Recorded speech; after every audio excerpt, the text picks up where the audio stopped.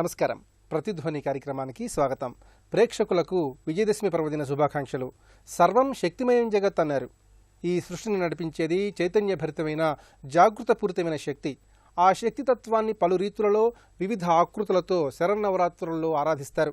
ఈ నవరాత్రుల్లో భాగంగా ప్రకృతి స్వరూపిణిగా పూలపుంత బతుకమ్మ వేడుకలను నిర్వహిస్తారు. సామూహిక భక్తి చైతన్యానికి, సామాజిక సమష్టి భావనకు శరన్నవరాత్రుల సమరం సంకేతమై నిలుస్తోంది. చెడుపై మంచితనం సాధించిన విజయానికి ప్రతీకగా విజయదశమి పర్వదినాన్ని నిర్వహించుకుంటాం. రేపు దసరా పర్వదినం సందర్భంగా పండుగ విశిష్టత పరమార్థంపై ప్రతిధ్వని చర్చను చేపట్టింది. ఈ చర్చలో పాల్గొంటున్న ఆధ్యాత్మికవేత్తలు డాక్టర్ కాకులూరి సూర్యనారాయణమూర్తి గారు, ఆధ్యాత్మికవేత్త, ధర్మ ప్రచారకులు; డాక్టర్ అయాచితం నటేశ్వర శర్మ గారు, సాహితీవేత్త, ఆధ్యాత్మికవేత్త; అప్పరసు రమాకాంతరావు గారు, ఆధ్యాత్మికవేత్త; డాక్టర్ పి భాస్కరయ్య గారు, ఆధ్యాత్మిక ధర్మ ప్రచారకులు.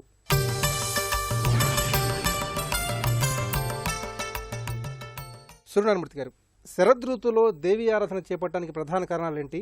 ముఖ్యంగా విజయదశమి ప్రాశస్త్యాన్ని, వైభవాన్ని ఏ విధంగా విశదీకరించుకోవాలి? యాదేవి సర్వభూతేషు శక్తి రూపేణ సంస్థిత నమస్తస్యై నమస్తస్యై నమస్తస్యై నమో నమః.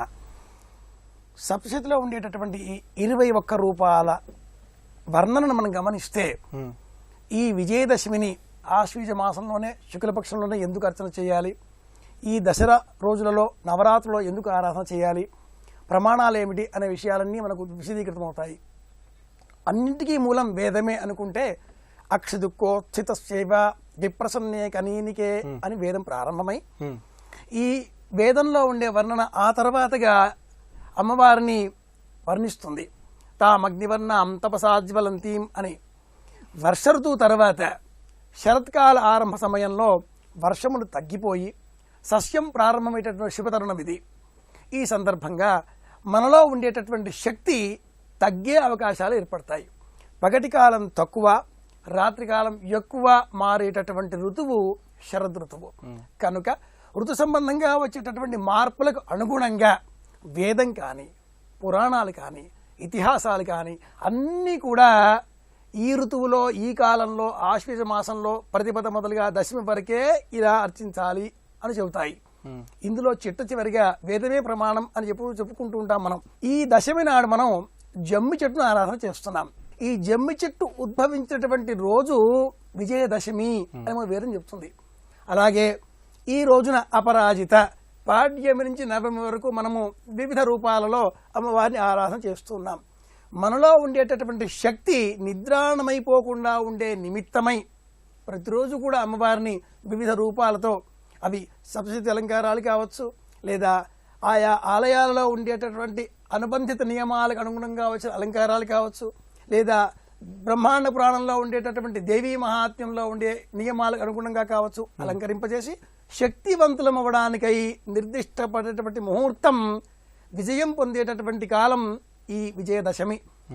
శ్రీమద్ రామాయణంలో కూడా రామచంద్రమూర్తి ఇదే రకంగా అమ్మవారిని సేవించాడు అని మనకు పురాణాలు చెప్తున్నాయి, రామాయణం చెప్తుంది, భారతం చెప్తుంది. మన సంకల్పాలన్నీ కూడా నెరవేరాలి, విజయం పొందాలి అంటే మనం ఈ విజయదశమి నాడు సత్సంకల్పం చేయాలి. నటేశ్వర శర్మ గారు, దేవీ నవరాత్రుల్లో దశవిధ రూపాలతో మనం శక్తి రూపాలను ఆరాధిస్తాం, అలాగే నవదుర్గలను కూడా ఆరాధిస్తాం. మరి ఈ అలంకార పరంపరలో ఈ అవతార వైశిష్ట్యంలో ఉన్నటువంటి ఆంతర్యాలను ఏ విధంగా అర్థం చేసుకోవాలి? శంకర భగవత్పాదులే సౌందర్య లహరిలో అంటారు, శక్తి ఎప్పుడూ కూడా శివుడితో అనుసంధానమయ్యే ఉంటుంది. ఈ రెండు ప్రకృతులు మనకు ప్రపంచంలో కలిసి ఉన్నందువల్లనే ఈ ప్రపంచమంతా కూడా సృష్టింపబడుతుందని చెప్పారు. కనుక శక్తి ఆరాధన అనేది మనకు మూల ప్రకృతి రూపంలో ఈ ప్రపంచ నిర్మాణం నుంచి జరుగుతూ ఉంది. ఆ శక్తుల యొక్క వివిధ రూపాలు సాత్విక, రాజస, తామస భేదాలతో మనకు కనబడుతూ ఉన్నాయి. ఈ మానవులలో కూడా సత్వరజస్తమో గుణాలు ఉన్నాయి. సాత్విక గుణ సంపన్నులు కొందరుంటారు, రాజస గుణ సంపన్నులు కొందరుంటారు, తామస గుణ సంపన్నులు కొందరుంటారు. ఈ విధమైన త్రిగుణాత్మకమైనటువంటి ప్రకృతిలో ఈ మానవుల యొక్క నైతికమైనటువంటి, సామాజికమైనటువంటి ప్రకృతి తత్వాలను ప్రతిబింబించే రూపాలే ఈ అమ్మవారి యొక్క దశవిధ రూపాలుగా మనం భావిస్తాం. అలాగే రాజస్వ రూపంలో మహాలక్ష్మి మొదలైనటువంటి విద్యలను చెబుతూ ఉన్నాం. ఇవన్నీ కూడా మన సంపదలకు మూలమైనటువంటివి. అలాగే తామస రూపంలో మహాకాళి మొదలైనటువంటివి చెప్తున్నాం. ఇవన్నీ కూడా ప్రళయకారకములైనటువంటి శక్తులు. ఈ త్రివిధ శక్తుల సమన్వయమే ఈ ప్రపంచం అన్నమాట. సృష్టి ఉండాలి, స్థితి ఉండాలి, ప్రళయము ఉండాలి. ఈ మూడు శక్తులు ఉంటేనే ప్రపంచం యొక్క పరివర్తనం జరుగుతూ ఉంటుంది. అది శక్తి యొక్క ఆ తాత్వికత ఈ మానవ జీవితాన్ని ప్రతిబింబించేసే విధంగా ఉంటుంది. ఈ విద్యలు కూడా ఈ విధమైనటువంటి తత్వాన్ని మనకు ప్రతిబింబిస్తూ ఉన్నాయి.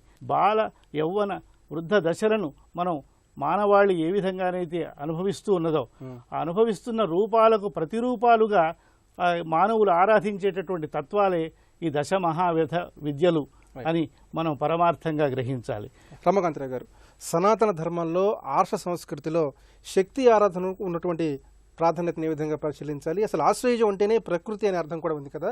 మరి ఈ పరిస్థితుల్లో ఈ శరన్నవరాత్రుల నిర్వహణకి ప్రకృతి ధర్మాలకి ఎలాంటి సంబంధం ఉంది? వీటి నుంచి మనం ఏ విధమైనటువంటి సందేశాలను అందుకోవాలి?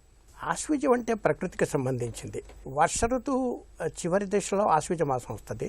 ఆశ్వీజ మాసం వరకే వర్షాలన్నీ కురిసి తటాకాలు, నదులు అన్నీ సమున్నతంగా జలకళతో ప్రవహిస్తుంటాయి. ఆ తర్వాత ఆకాశం అంతా నిర్మలంగా అయిపోతుంది. శరత్చంద్రుడు ఆకాశంలో వెలుగుతూ ఉంటాడు.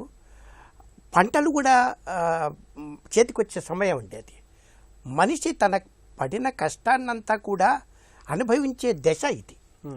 ఈ సందర్భంగా తాను సాధించిన కష్టానికి విజయం లభిస్తుందన్న భావనతో శక్తిని పూజిస్తారు. వివిధ రూపాలతో మనం అమ్మవారిని పూజిస్తాం. రాజరాజేశ్వరి శతకంలో అంబాశాంబవి చంద్రమౌళిర్బళ అపర్ణ ఉమాపార్వతి కాళీ హైమవతి శివాత్రి నయని కాత్యాయని భైరవి సావిత్రి నవయవ్వన శుభకరి సామ్రాజ్య లక్ష్మీప్రద చిద్రూపి పరదేవత భగవతి శ్రీరాజరాజేశ్వరి అని వాళ్ళు అట్లా శక్తిని వాళ్ళు పూజించి తమ విజయానికి ఆ శక్తే కారణమని అంటారండి. అందుకే సామాజికంగా కూడా ఆశ్వీజ మాసానికి ఉన్నంత సమున్నత స్థానం మరి దానికి లేదు. ఆశ్వీజం తర్వాత వచ్చేది కార్తీకం తర్వాత మార్గశిరాన్ని నేనే అన్నాడు శ్రీకృష్ణ పరమాత్మ భగవద్గీతలో. ఏ మాసానికి ఉన్న ప్రాముఖ్యత ఆ మాసానికి ఉన్నా కూడా విచిత్రం ఏమిటంటే విజయదశమి ఆశ్వీజ మాసంలో వచ్చిన తర్వాత కార్తీక మాసంలో మరో పండుగ వెలుగుల పండుగ వస్తుంది. అంటే మనిషి తన యొక్క భావస్వరూపాన్ని ఏ విధంగా ప్రకటించుకుంటూ పోతాడంటే ఈ మనకన్నా గొప్ప శక్తి ఏదో ఈ ప్రపంచంలో ఉంది. ఆ శక్తిని ఆరాధించి మనకు ప్రసాదించిన ఈ ప్రకృతిని ఆ కృతజ్ఞతలు తెలిపే విధంగా ఈ విజయదశమి పండుగను మనం ఆశ్వీజ మాసంలో చేసుకుంటామండి. భాస్కర్ యోగి గారు, తెలంగాణ రాష్ట్రంలో మహాలయ అమావాస్య నుంచి మహర్నవమి దాకా బతుకమ్మ వేడుక అంగరంగ వైభవంగా కొనసాగుతుంది. ఎంగిలి పూల బతుకమ్మ నుంచి సద్దుల బతుకమ్మ దాకా సాగే ఈ బతుకమ్మ సందడిని, వైభవాన్ని ఏ విధంగా విశ్లేషణ చేసుకోవాలి? భారతదేశం మొత్తం విజయదశమి వైభవాన్ని జరుపుకుంటూ ఉంటే తెలంగాణలో ప్రత్యేకించి బతుకమ్మ ఉత్సవం అనేటటువంటిది అంగరంగ వైభవంగా ఇవాళ చూస్తూ ఉన్నాం మనం. ఎవరి బతుకమ్మ అంటే ఏ లక్ష్మీ స్వరూపంగా ఈ సృష్టికంతటికి సంపదనిస్తుందో ఆ సంపద యొక్క స్వరూపాన్ని బతుకమ్మగా భావించారు. ఏ శక్తి ద్వారా సమస్తమైనటువంటి సృష్టి మొత్తం నడపబడుతుందో ఆ శక్తి తత్వాన్ని బతుకమ్మగా భావించారు. ఏ జ్ఞానం ద్వారా ఈ ప్రపంచమంతా భాసిల్లుతుందో ఆ జ్ఞానతత్వాన్ని బతుకమ్మగా భావించారు. అందుకే శ్రీలక్ష్మి నీ మహిమలు గౌరమ్మ చిత్రమై తోచునమ్మ అని ఒక చోట, భారతీ సతివై బ్రహ్మకిల్లాలివై అని ఒక చోట, లక్ష్మిని, గౌరిని, సరస్వతిని ముగ్గురు యొక్క సమాహార శక్తిగా బతుకమ్మ అనేటటువంటిది మనకు చాలా కాలం నుంచి కనిపిస్తూ ఉంది. ఇంకొక విశేషం ఏమిటంటే ప్రపంచంలోనే పూలను పూజించేటటువంటి సాంప్రదాయం ఎక్కడా లేదు. అంటే పూలు అనేటటువంటి ఒక గొప్ప తాత్వికమైనటువంటి సందేశానికి నిదర్శనాలు. అవి ప్రకృతి నుంచి వస్తాయి, వచ్చినప్పుడు వాటికి నిరాకారం, వాసన తప్ప సువాసన తప్ప సుగంధాలు తప్ప వాటిలో ఏముండదు. అవి కొన్ని రోజులు మెరుస్తాయి, అంటే ఉదయం నుంచి సాయంత్రం వరకు నిల్వ ఉంటాయి, సాయంత్రం మళ్ళీ వాడిపోతాయి. ఓ మానవుడా, నీవు నేర్చుకోవాల్సినటువంటి తాత్విక సందేశం ఇదే. ఎక్కడి నిరాకారం నుంచి నువ్వు వస్తున్నావో, ఎన్ని రోజులు నువ్వు భోగాన్ని పొందుతున్నావో ఆ భోగం మళ్ళీ ఎప్పుడు అంతరించిపోతుందో నీకు తెలియదు. కాబట్టి నీ జీవన విధానాన్ని పూలలాగా, నిజమైనటువంటి పూలలాగా జీవించు అనేటటువంటి ఒక గొప్ప సందేశం ఈ పూల పండుగ ద్వారా మనకు అందుతుంది. ప్రకృతిలో దొరికే సహజ సిద్ధంగా దొరికేటటువంటి పూలతోటి ఈ బతుకమ్మను ఒక మేరుప్రస్థ శ్రీచక్రంలాగా పేర్చుతారు ఒకదానిపైన అంటే వైదిక సంప్రదాయంలో శ్రీచక్రార్చన నిర్వహిస్తే జానపదులు శ్రీచక్రాన్ని ఈ విధంగా వాళ్ళు నిర్వహించారు. కింద ఒక పెద్ద స్తంభాలం కానీ ఒక ఆకు కానీ పెట్టేసి దానిపైన వరుసగా పేర్చుతూ పోతారు. పైన చివరిలో గౌరమ్మ ఉంటుంది చూడండి. మళ్ళీ ఈ తత్వాన్ని అంతా కూడా ఈ ప్రకృతిని మొత్తం మోయగలిగినటువంటి, ప్రకృతిని మొత్తం నడపగలిగినటువంటి ఆమె శ్రీమాత, శ్రీ మహారాజ్ని ఎవరైతే ఉన్నారో ఆమె నా పసుపుతో చేసినటువంటి బతుకమ్మను పైన పెట్టి ఆరాధిస్తారు. రామాయణ సంబంధమైనటువంటి ఎన్నో పాటలు కూడా బతుకమ్మ సాహిత్యంలో చేరినాయి. శివునికి సంబంధించినటువంటివి, అమ్మవారికి సంబంధించినటువంటి, మన ఆరాధనకు సంబంధించినటువంటి అన్ని పాటలు కూడా బతుకమ్మలో చేరిపోయినాయి. అవే ఇవాళ చిత్తూల బొమ్మ, శివుని ముద్దుల గుమ్మ, బంగారు బిందె తీసుక భామ నీళ్ళకు పోతే భగవంతుడు ఎదురొచ్చే నమ్మో ఈ వాడలోన, వెండి బిందె తీసుక వెలది నీళ్ళకు పోతే వెంకటేశుడు ఎదురొచ్చే నమ్మో ఈ వాడలోన. అంటే అన్ని దేవతలను వాళ్ళు తమ యొక్క సొంతం చేసుకున్నారు. ఇది బతుకమ్మకు, ఈ జానపదులకు దీనికి ఉండేటటువంటి ప్రధానమైనటువంటి సంబంధం. సుందరమూర్తి గారు, సామూహిక భక్తి చైతన్యానికి, సమిష్టి తత్వానికి మన పండుగలు ప్రత్యేకంగా నిలుస్తాయి. కాలగమనంలో అనేక పండుగలు వస్తున్నాయి, కానీ ఆ పండుగల్లో నిర్వహించుకున్నటువంటి జీవన మాధుర్యం క్రమేపీ కొరబడుతోంది. మరి మారిన కాలమాన పరిస్థితుల నేపథ్యంగా పండుగల్లో జీవత్వం కోల్పోవడానికి ప్రధాన కారణాలు ఏ విధంగా పరిశీలించాలి? కాలాన్ని మనం రెండుగా విభజన చేస్తే వసంత ఋతువు, ఆ పిమ్మట గ్రీష్మ వర్ష ఋతువులు ఒకటి, శరద్ ఋతువుతో వచ్చే 3 ఋతువుల విభాగం ఒకటి. ఈ వసంత ఋతువు చైత్రమాసానికి, ఈ ఆశ్వీజ మాసానికి మధ్యన 6 నెలల కాలం ఉంది సాపత్యం. అవి వసంత నవరాత్రులు, ఇవి శరన్నవరాత్రులు. ఈ రెండింటి మధ్యన కూడా అక్కడ రామ సంబంధితంగా, ఇక్కడ అమ్మవారి సంబంధితంగా మనం చేస్తాం. సంప్రదాయంలో ఏం చెప్పబడి ఉంది అంటే, ఈ వాక్యాన్ని మనం గమనిస్తే, శ్రీరామచంద్రమూర్తి అర్చించేటటువంటి వాళ్ళు శ్రీకృష్ణ శ్యామలాదేవి, శ్రీరామో లలితాంబిక అంటారు. ఈ చర్చ ఆధునికత్వానికి ఎలా సంబంధింపబడుతుందండి అనే అనుమానం వస్తే, ఆధునికంగా ఉండేటటువంటి యువత వేగవంతమైనటువంటి జీవన సరళికి లోనైపోయి కాలంలో వచ్చే మార్పులు దూరంగా జీవిస్తున్నారు. ఇప్పుడు పెద్దలు మన పండగ వెనుక ఉండేటటువంటి సైంటిఫిక్ దృక్కోణం ఇది అని చెప్పాలి. ఎందుకంటే మన వాళ్ళతో కిమ్ అన్న ప్రశ్న వేస్తారు. ఎందుకంటే ముందు ఏతతను శాసనం ఏవముపాసితవ్యం అంటే చెప్తే చేసేవాళ్ళు. ఇప్పటి కాల మార్పులకు అనుగుణంగా పిల్లలంతా కూడా ఎందుకు అన్న ప్రశ్న వేస్తారు. వేసినందువల్ల మనము దానికి శాస్త్రీయపరమైన దృక్కోణం చెప్పాలి. సూర్యనారాయణమూర్తి జ్యోతిషపరంగా తన సంచార క్రమాన్ని అనుసరించి ఇప్పుడు తులా వృశ్చిక రాశిలో సంచారం చేస్తూ ఉంటాడు. తులారాశిలో సూర్యనారాయణమూర్తి నీచ అంటే మనం ఎంత శక్తి పొందాలో అంత పొందలేని పక్షంలో ఉంటాం. ఏమంటే మనం పని చేస్తున్నాం రాజేష్ గారు అంటే అర్థం ఏమిటి? వింటున్నాం, శక్తిని ఉపయోగిస్తున్నాం, మాట్లాడుతున్నాం, శక్తిని ఉపయోగిస్తున్నాం. వాళ్ళంతా చూస్తున్నారు, శక్తిని ఉపయోగిస్తున్నారుగా. ఈ శక్తి సంపూర్ణవంతంగా ఉపయోగింపబడాలి అంటే మనలో ఉండేటటువంటి అంతర్గత చైతన్య శక్తి, చేతనం అది బాగా కావాలి. యువతకి మనం ఈ పండుగల వెనకాల ఉండేటటువంటి సైంటిఫిక్ దృక్కోణాన్ని కూడా చెప్పగలిగితే వాళ్ళు తప్పకుండా పాటిస్తారు. నటేశ్వర శర్మ గారు, నవరాత్రుల్లో శక్తి ఆరాధనతో పాటు మనం అనేక సంప్రదాయాలు, ప్రక్రియలు పాటిస్తాం. బొమ్మల కొలువు, అలాగే జమ్మి చెట్టు పూజ, సీమోల్లంఘనం, పాలపిట్ట దర్శనం, ఇలాంటి అనేక రకాలైనటువంటి సమాహారంగా ఈ దసరా పండుగ కొనసాగుతుంది. మరి ఈ అంశాల నేపథ్యంగా ఉన్నటువంటి పారమార్థికమైన లౌకికపరమైన సందేశాలు ఏంటి? మన ప్రాచీనులు పర్వదినాల రూపంలో అనేక పరమార్థాలని ప్రబోధించారు. ఆ పరమార్థాలన్నీ కూడా వ్యక్తిగత జీవనానికి సంబంధించినవి, అలాగే పారమార్థికతకు సంబంధించినవి కూడా ఉన్నాయి. అంటే ఇహలోకంలో కొన్ని ఉపయోగపడతాయి, పరలోకానికి వెళ్ళిన తర్వాత ఉపయోగపడేవి కొన్ని.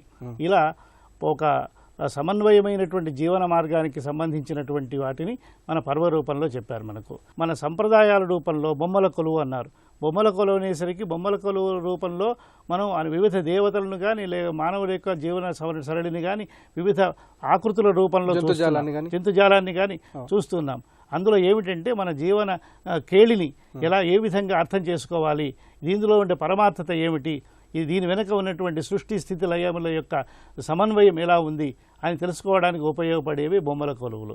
అలాగే మనం దసరా నాడు చేసేటటువంటి జమ్మి చెట్టు పూజ ఉంది కదా, శమీ వృక్షాన్ని మనం ఓషధులను ప్రతిరూపంగా చెప్తున్నాం. ఈ శమీ వృక్షము సమస్త విజయాలకు సంకేతంగా చెప్తున్నారు.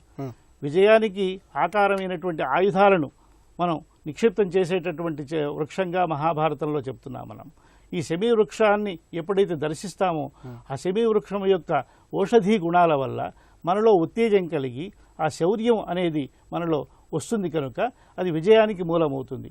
ఆ విజయం సామాజికం కావచ్చు, వ్యక్తిగతమైంది కావచ్చు, మన జీవిత పరమార్థాన్ని సాధించే రూపమైంది కావచ్చు.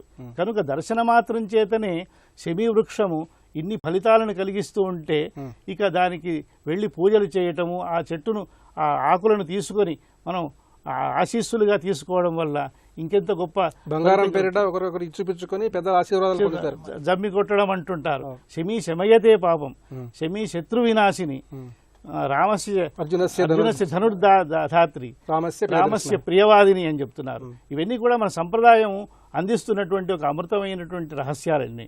అలాగే సీమోల్లంఘనం అనేది కూడా ఈ నవరాత్రోత్సవాల్లో ఒక భాగం. పూర్తిగా నవరాత్రోత్సవాలు పూర్తి అయిన సందర్భంలో విజయదశమి నాడు విజయ ముహూర్తంలో సీమోల్లంఘనం చేయాలంటారు. ఆ సమయంలోనే అపరాజితా శక్తి ఈ ప్రకృతిలో ఆవిర్భవించి ఉంటుంది, అంతా కూడా వ్యాప్తం అయి ఉంటుందన్నమాట. సీమోల్లంఘనం చేసే సమయంలో పాలపిట్టను చూస్తాం.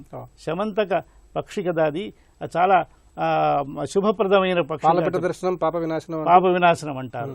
అంటే ఈ పక్షులను పూజించడం, ప్రకృతిని ఆరాధించడం, జంతుజాలాన్ని జీవజాలాన్ని ఆరాధించడం అనేది భూత ఆవిష్కారం అనేది మన ప్రాచీన సంస్కృతిలోనే ఒక భాగంగా ఉన్నది. రమకాంతరావు గారు, మనం నిర్వహించుకునే ప్రతి పండక్కి నేపథ్యంగా పౌరాణిక కారణాలు, పౌరాణిక అంశాలు ముడిపడి ఉంటాయి. అట్లాగే దసరాతో ముడిపడినటువంటి ప్రధానమైనటువంటి కారణాలు ఏంటి?